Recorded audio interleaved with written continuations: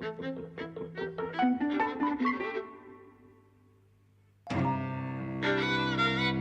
and welcome to Eavesdropping at the Movies. I'm Mike. And I'm Jose. And we've just been to see Bring Her Back, which I knew nothing about other than the trailers had been popping up on YouTube and it looked really creepily put together. Like there was like people with sort of skin issues and blurs and grime and all that sort of stuff. And I don't think there was much context to it. I didn't even know Sally Hawkins was in it from the trailer, who is the star of it really. I don't think will have known anything either. I knew nothing about it at all. And I also can only imagine you had quite a rough time during some of it. I did. I mean, I did think through half of the film, what kind of mentality, because I felt it was like pure torture, really. Mm-hmm. Like, initially, I didn't know where the film was going. I had no sense what it was about. You know, so there's a kind of a supernatural dimension that crops up later. But initially, you just think it's like a crazy woman being really cruel to kids in a way that seemed almost unconscionable, really. Like, I almost walked out. I thought, but I can't walk out on Mike, was my thinking. I did wonder whether you might, because it's the first film I've seen in a while that has made me think about ethical boundaries in terms of the use of children in horror. Yes. Interesting, yes. We'll maybe come on to that. I'll say briefly what it's about, and without spoilers. We start off with a 17-year-old boy called Andy and his younger stepsister, Piper, who's partially sighted. Their dad dies. So it's his dad biologically. It's her adopted dad. And he dies in the shower. So they're sent to foster parents. This foster parent is played by Sally Hawkins. She lives in quite a large house in the middle of absolutely nowhere. Always a clue. Yeah. Horror films often start off with house in the middle of nowhere and a trip to it. Yes. And we see that very early on, She fosters another kid there called Ollie, who's even younger. He seems to be on the age of 8 or so. Who's immediately we see him as kind of he's a bit of a weird kid, this one, and he's mute. And Sally Hawkins has lost her daughter, we learn. And to say a lot more than that would be going into spoiler territory quite quickly, but it's clear that Sally Hawkins' character has secrets and issues, secrets, and also plans. Yeah, you're told right away because she's got a dog and it's stuffed, right? Her dog is stuffed, and already that begins like what kind of Most people don't stuff and keep their dogs. Some do, but she's giving a very creepy impression straight away. Or creepy is probably overdoing it.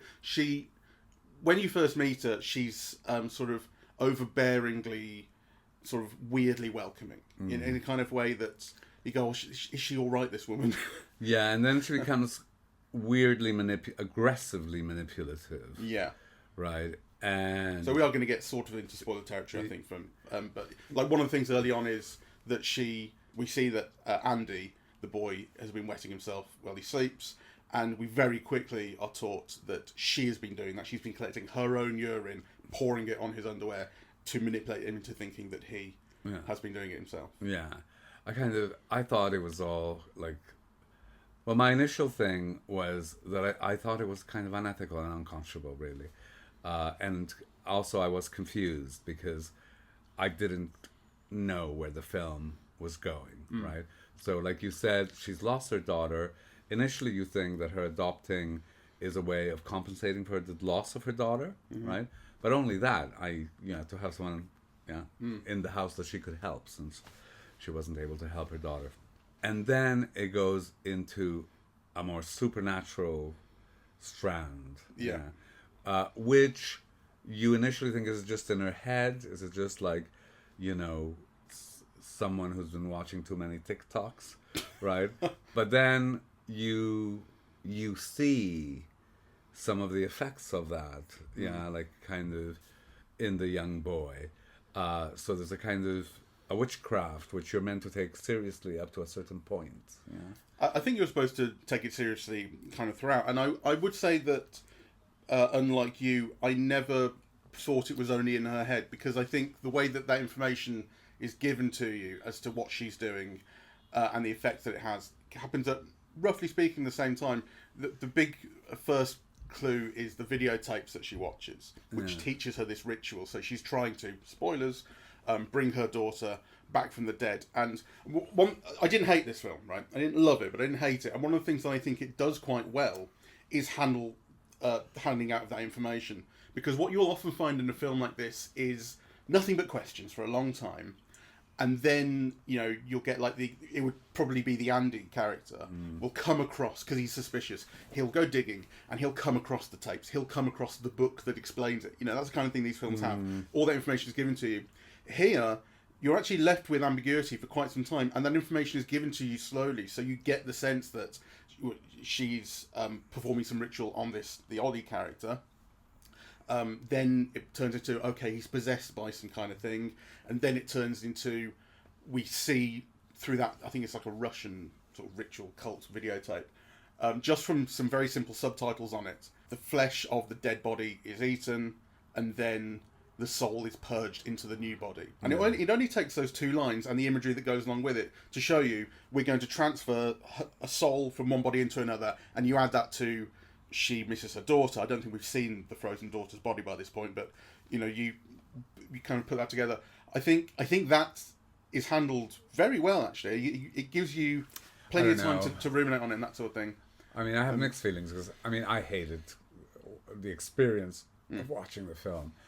I think there are many things that are exciting cinematically, right? Kind of the way that some things are shot and through windows, and the use of fog, to kind of see partially, or the use of rain, to kind of there's a real cinematic know-how, about the way that those things are presented.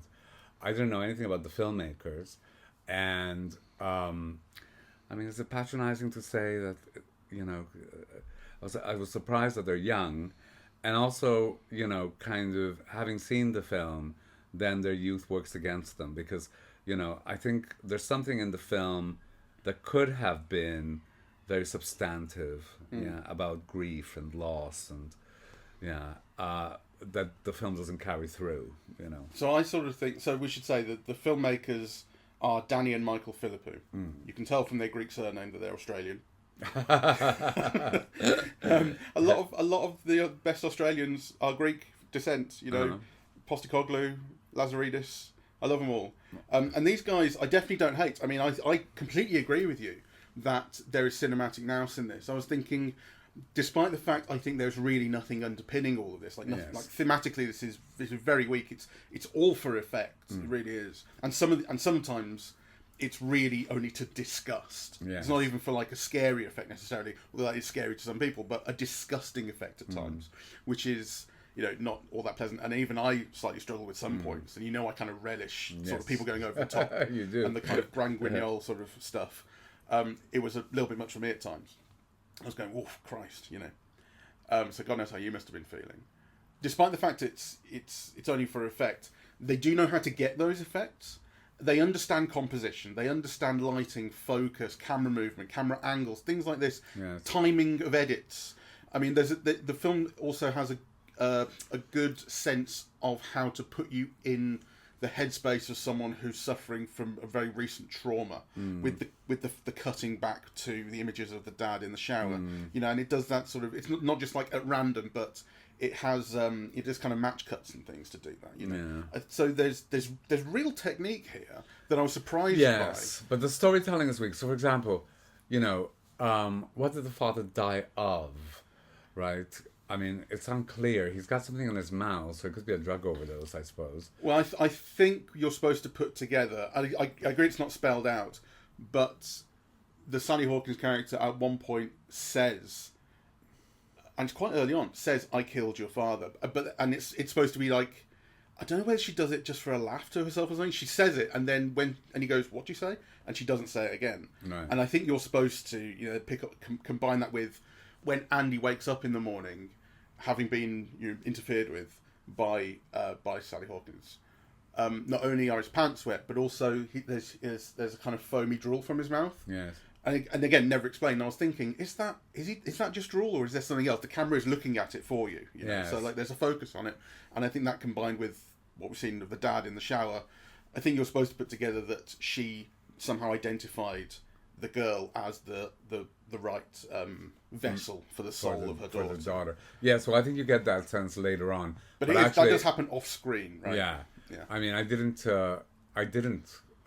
put the two and two together of her murdering the father, right? Though the other connections, I did make the connection, but I didn't have a solution to the connection.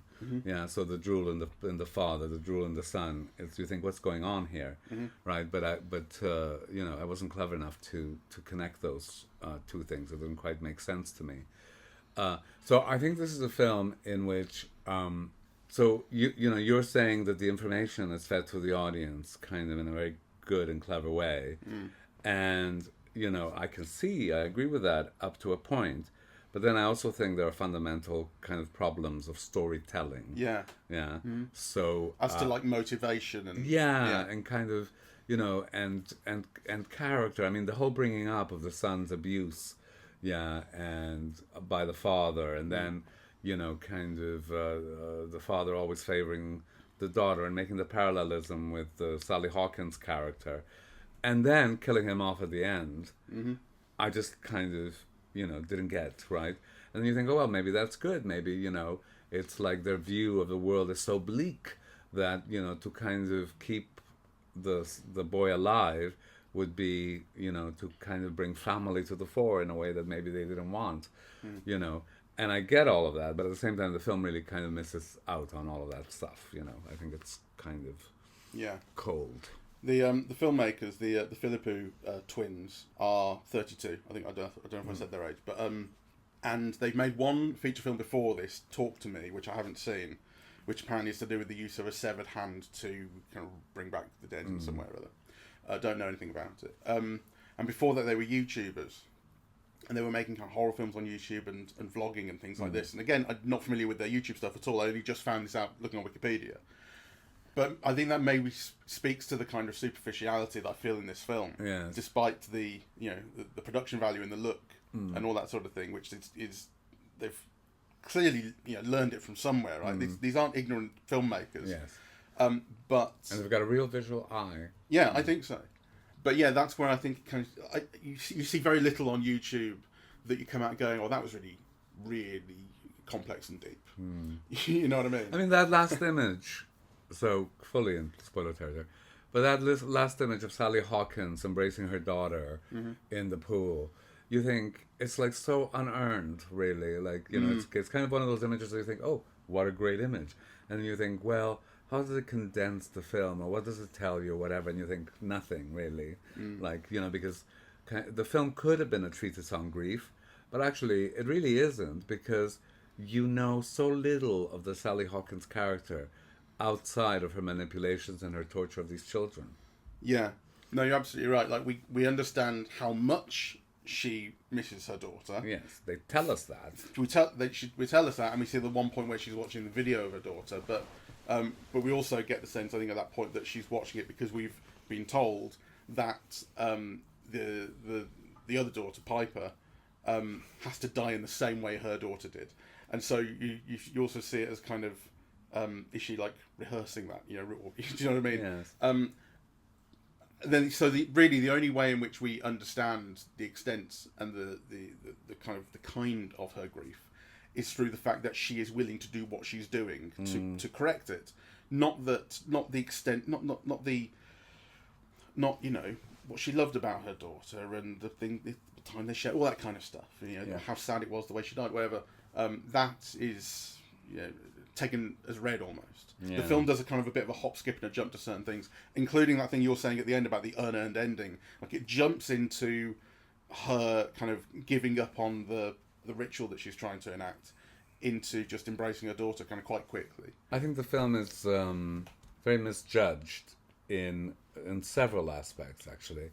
So the first one is that because it doesn't give you enough background on Sally Hawkins' grief, the film is then read too easily as, I forget what Wikipedia calls it, but like something like biddy horror, or old biddy horror or something.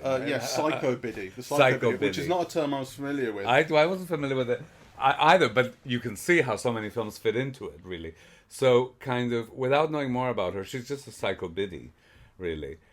And then that's matched by the treatment of the boy, right? Because, you know, the boy is the conscience of the film. The young boy, Ollie, or the older boy, Andy? The older boy, the Right. brother, Yeah. He's 3 months out of turning 18 and being able to properly care for his sister on his own. Mm-hmm. He clearly loves her. He protects her. He's the one who's been set up and made to suffer throughout. Yeah. Right. So then, the end, the way that he's killed, right, is so undramatic. Right. She strangles him, if you remember. Yeah. She hits him with the car, then she drowns him in the puddle. That's right. Yeah. Yeah. And then there's a suggestion that he's still alive after that. Yeah, he whispers to his sister. Yeah. Right? And then you don't really know, is he alive or, you know, which I think those things could have been signaled more clearly, really. Well, I think the point was the ambiguity at that point, because we don't know. And then once we understand that he's not alive and she's gone into the room where Ollie is, I think what you're supposed to get, or at least what I'm pretty sure I figured out, was that having consumed Andy's flesh, he now contains Andy's soul, can speak with her voice. I mean, you're giving the film, you're kind of meeting it more than halfway in some respect, but I think it's fair to have taken that from it, which is what I took from it. Okay, well, I didn't take that. I mean, I didn't get that. But I think, you know, the death, or the death in the real world, as opposed to the spiritual realm or the ghost realm or the monster realm or whatever, should have been given more weight than it's been given. Mm-hmm. Yeah, because after all, it's the loss of the only love and conscience in the film at that moment, right? So I think more could have been done with that, right? Yeah. Rather than just seeing her hands on his neck as, you know, she pushes him into this puddle and his fingers give up. I think he deserved a more grandiose and a better ending. And then I also think that, to me, there was something unexplained. So she escapes, right? She gets into a car, and then there's that shot where she's looking up and you see the helicopter. And I wondered, what the hell is that? What is the helicopter meant to signify? What is that scene? Was it a helicopter? Yeah, it seemed like there was she looks up at the sky and there's a helicopter flying. Well, I would imagine, although I don't remember exactly how that was going, but I would imagine that's connected to, we see then the police scouring the grounds. Yes. But as to the connective tissue of when the call to the police happened, what they know and when that's all happening that's not explained. But I would imagine that's why that's being shown to you, to show like the search and it lingers too much. I know what you mean, though. Yeah. I mean, I suppose it's also indicating a freedom of some sort, looking out the window, looking up, seeing light, because we know that she's partially sighted, she can see lights and shapes. Well, I did wonder if that was going to be a moment where it was revealed now she can see or something, right? Because, you know, you get the feeling that the way that the shots are composed and the length of them are meant to indicate something more than I got. I mean, I think you're supposed to feel that sense of freedom. It's a shot and a sort of a sequence of shots that you've seen before in certain things, and you do get it at the end of like the final girl thing. I know, but how are you meant to experience a sense of freedom when all this girl has suffered is loss? And she's all alone in the world. And I would go along with you to say that I think it's unearned. The way you spoke about the final shot, I think it's an imitation of that kind of moment in a film without really understanding it or how you get there. Because I think, superficially, I think it's supposed to communicate that, but it really doesn't. You don't feel it.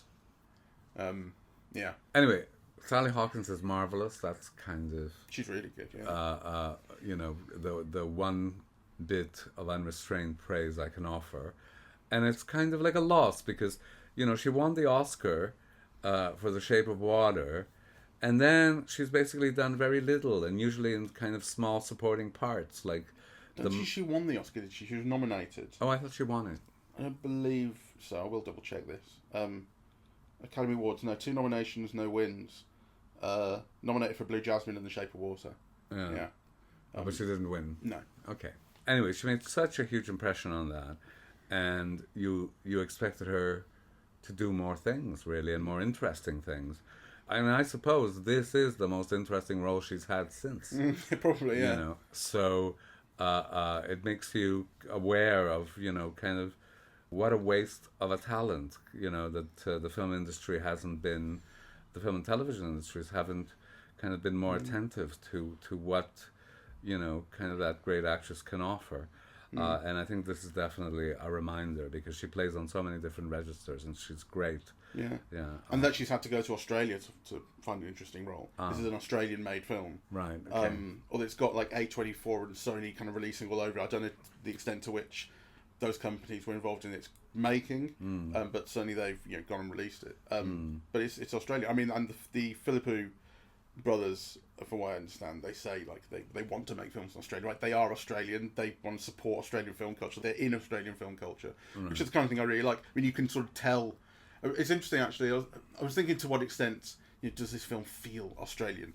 And part of it is certain kind of degrees of setting, although not so much. You could transplant more or less most of the scenes and locales in this film to America and call it American. You go, yeah, that's America. Could but be Portland or something. Yeah. But there is, I think it may be something about the gore and the level of violence you kind of associate the kind of some of the best known Australian films you associate with kind of extreme visuals in those respects sometimes. Maybe it fits in with those. Yeah, I don't know. I mean, I think the sense of space and social services and so on. Kind of are definitely not English, let's put it that way. And they're not American either. So, I would be hard-pressed, not being Australian myself, to say that it is, it evokes Australia, but it certainly kind of, doesn't evoke Britain. Or indeed, America, really. I mean, certain things do. I suppose the landscape could be Oregon. Yeah, exactly. Yeah. Right? I mean, the size of the houses and so on could very well be American. Yeah, but then all those things like the school bus, the after school things, kind of, it's not Trump's America, that's for sure. I also want to mention the young actors in it, because I thought they were good too. Sora Wong plays Piper, Billy Barrett is Andy, and Jonah Wren Phillips is Ollie. Who we would later find out that's not his name either. And he's the one, that I'm sort of really interested to think about, because like I said at the start, it's the first time in a while that I thought, is this ethically right? Yes. And so the big name in the terrible ethical treatment of children in film is The Exorcist. Linda Blair. Yeah. That's kind of very well known, the way she was treated and what she was put through at whatever age. I don't know, she was 11 or 12, maybe younger. I forget. Quite a young age. And this is this is not like an accusation on the filmmakers at all. Like, I have no idea what the conditions were like on this film. I'm not really talking about that. I'm sure that you were kind of looked after. I mean, you wouldn't get away with not looking after kids to kind of the industry standards, if you like, these days. But there was something about like the things that we were shown. The Ollie character doing in particular. The Ollie character is possessed by this demon. It's incredibly hungry, and she keeps telling him, "No, not yet, not yet," because the idea is to feast on the daughter and then purge that soul, as I said, into the other girl. So don't eat, and so the kid is ravenously hungry, and when it has the opportunity, I say it because it's this demon character. When it has the opportunity, it's chewing on tables, ripping parts out, teeth coming out. And then at one point we see it gets hold of a very sharp knife and sticks it into its face. It's chewing on this knife onto the blade. And this is some of that stuff that I said is just purely there to disgust. Yeah. This is like only giving you so much information about how hungry the kid is. I know the kid's hungry, but this is really doing it. And that's when I was starting to think, like, I don't know how I feel about this. No, it's very uncomfortable. And it does feel like a form of child abuse, actually. And it's not just that. I mean, there's also that image of him chewing on the corpse in the fridge. Yes. Right? Yeah. And I know it's just make-believe and whatever, but it felt too much. And the only thing that it has going for it, unlike the Linda Blair character, right, is it's not sexualized, which the Linda Blair character was, right? It was all, putting a crucifix up, her vagina. So we are spared that. But that's about all that we're spared with in relation to that, child. Yeah, that and no swearing, I suppose. Yeah. But it's just, but yeah, there's like it's not the because you do think, well, am I then saying this is imagery you shouldn't be able to create, shouldn't be able to show? Well, no, I don't think so. Like, I'm an adult, I can accept, entertainment. This, it's kind of to the extent that this is entertaining. It's also, as I say, kind of disgusting, unpleasant, and so on. But like, I can accept that. But the question of how the children involved in its creation kind of can handle it. It felt like child torture. This is still like an 8, 9, 10-year-old boy doing this. No matter that they're a professional actor doing it. It does leave like a sour taste, because it is a child who's doing all of these things, and you wonder to what extent do they understand it, or they don't understand it, and you understand that there is imagination at work and that it is only a movie, and so on. But this, to me, that seemed to cross boundaries, and also for no particular reason. The child is there as a figure of monstrosity, as something to terrify us with. The link to the rest of the plot is, I wouldn't say tenuous. I mean, you get it, right? But, the extent to, why is it even necessary, really? Like, what does that character do? Yeah, aside from being the cause of all our disgust. In the story? Yeah. Well, I suppose it teaches us the kind of things that Sally Hawkins' character will do and has already done in the pursuit of her goal, and the kind of cruelty that she's capable of. I don't think it's completely unjustified in that respect. I think it has a story purpose. The story can easily be told without it in other ways. I'm not saying like it's there's only one version of this story you can tell, but I don't think it's totally unjustified in a story sense. Okay, well, it's not totally unjustified. It's not fully justified either, because basically what we're told is Sally Hawkins can do this. Her plan was to do this with him to bring up her child.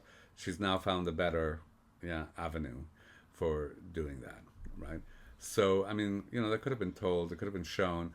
You could have had him as a ghostly figure in the shed, right, and kind of conveyed information other ways. To present the child like that... What was the better avenue, that you're talking about? You said she finds a better avenue for what she wants to do. Yes, the girl. Oh, no, see, I think that, again, this is those tapes. I think this ritual... Because we also told she's put this... She calls it an angel. I think we're supposed to see it as a demon into this child's body. And we see that imagery of kind of movement within the body at points. So I think the idea is this kid is possessed, and the thing that is inside him will conduct this movement from the one soul from the one girl into the other. The kid is the vessel. Okay. I think. Anyway, I think I was quite attentive. I didn't drift off or anything. So, and mind you, horror's not my genre, so maybe I'm not as adept in kind of receiving things from the narrative as other people are. So maybe I'm just a bit slow with it. But I think a lot of things could have been kind of made clearer and more explicit. And yeah, that... when I think about it, those are two major flaws. Well, three. They're all major flaws, right? Sally Hawkins, us not being given enough background on her grief, on her feeling, on her motivation for this. The young boy kind of being killed off, and in the way that he was killed off, and then Ollie, his deployment, and how he is the major source of the disgusting scares in the film. It all is troubling to me, kind of. So, I'm going to say this is the work of people who have real talent in some areas, and not in others, and and maybe not even enough attention to the kind of things they could be doing in other areas, because it didn't feel like it had a purpose beyond the disgust and stuff.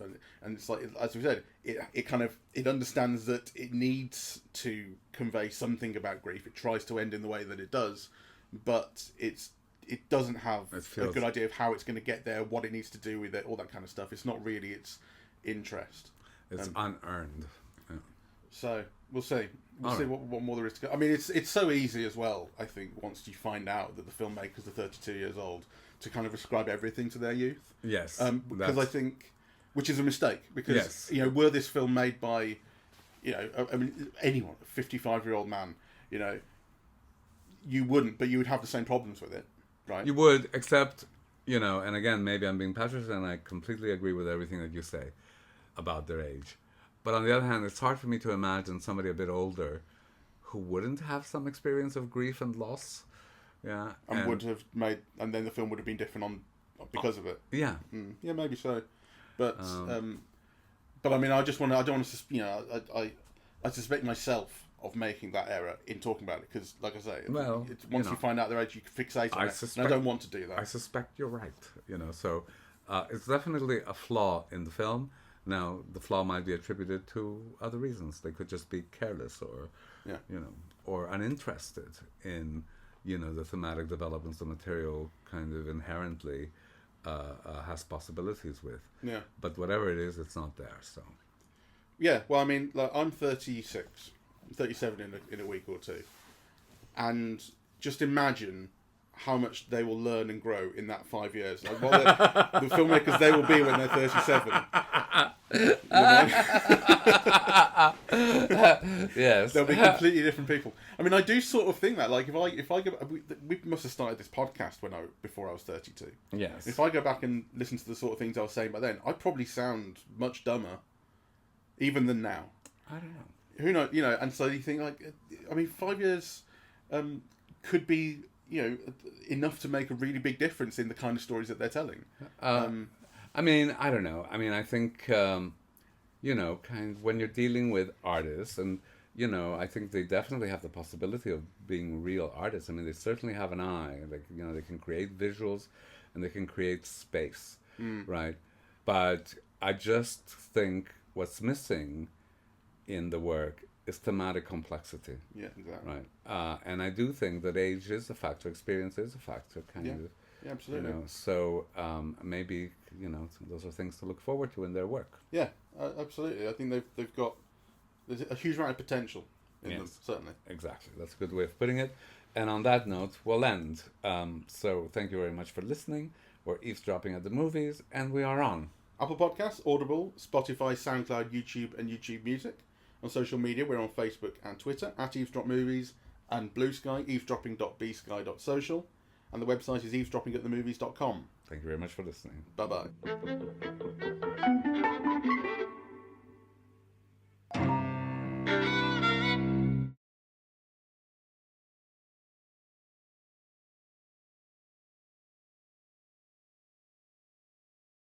Oh, one thing first, actually. What? Close your eyes. This is my present for you from the Netherlands. Oh, okay. Hold your hand out. Uh-huh. There you go. You've got it. Oh, wow, okay. What is it? Oh, thank you. Oh, director's cut. Well, read the rest of it. You know what's called Zoetrope. That's Francis Ford Coppola wine. Well, thank you very much. From his vineyard. And I think that's from before he sold it as well. So it's got his feet all over it. Well, I'll wait for a special occasion to open it and drink it with you. It might be rubbish. Well, you never know. Yeah. But that wine paid for put it to the side. the film he made, whatever it was called. I can't remember the film. Yeah, I can't remember either. I keep what's thinking Maelstrom or something like that. But what was that fucking film called? We liked it. That's outrageous. Why can't we think of it? Millennium. Megalopolis. Megalopolis. Yeah. God, yeah.